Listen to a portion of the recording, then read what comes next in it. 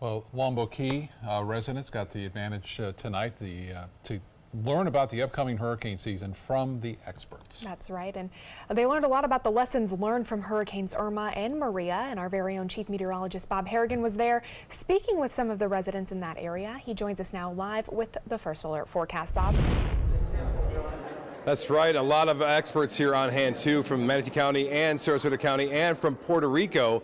We have Elizabeth Cuevas Nuender, and you are the CEO of the Puerto Rican Chamber of Commerce to Florida, and you were the keynote speaker today. What did you focus on? I was focusing on the devastation of the island, the amount of need that we still have. We focus on the small farmers that they don't have any electricity or any kind of water. And so in Florida here, you actually help the farmers here get food to Puerto Rico, correct? Yeah, we have a beautiful relationship. We have seeds, lots of seeds that they're organic, sent to Puerto Rico from farmers from Florida and around the United States. So it was a devastating storm, obviously, with even Irma and Maria being the most intense there. The power outages, you're still hearing about that? Oh yeah, we're still, they said that we have about near 80%. It's not true because we have in one area about 70 farmers in Las Marias, and they don't have electricity or water. It's amazing too. It's been that many months and still without electricity. Thank you for your time and thank you for presenting here today.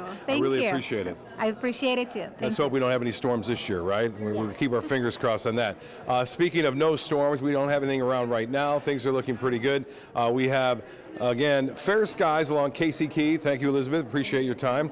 And again, the beaches look pretty good considering what we had a couple of days ago. Things have really calmed down here across the Sun Coast, and it looks as though the dry air in place over the western portion of the Gulf is still around out west. It's not much here. Every once in a while, a little piece works its way in. We're going to see this trough of low pressure, and you can see that kind of digging off to the left now over the Yucatan Peninsula, stretching up to the Big Bend area in Florida. That's a little line of low pressure, but it is weakening, thinning out.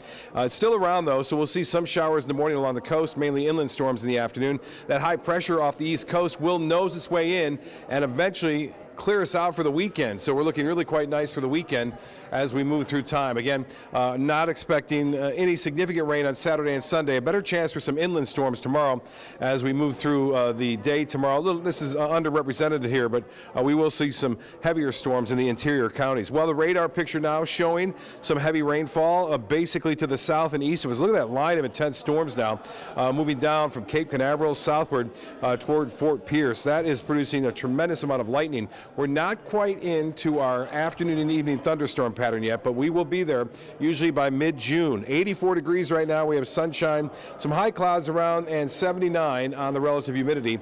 Today's high temperature was pretty close to average at 87 degrees. 88 is our normal. 73 was the morning low, and temperatures will be running above average to start things off tomorrow morning. No rainfall to report today. We don't need any more. Boy, this month has been wet. It will go down as one of the wettest months on record across parts of South Florida, at least South Sarasota, where they've seen up to nearly a foot of rain near places like Northport and Port Charlotte. Well, tomorrow's forecast does call for a chance for a coastal shower or two, but mainly inland storms later in the afternoon, and that rain chance is fairly high at 50%. Nationally, well, Alberto is gone, but could Beryl be far behind? We'll show you that tonight at 11 o'clock. We're kind of watching something, long-range model suggesting something may be popping up down the road, but nothing to worry about at this point. Temperature 95 in Dallas right now. That's the current temperature, and we are expecting the heat to continue over the southern plains. So boaters tomorrow looks good. A light chop on the bays and inland waters. Winds out of the south, turning to the southwest at 10 knots. So a successful forecast for the weekend. Finally, the weekend's here, and it's going to be quite nice. Lots of sunshine.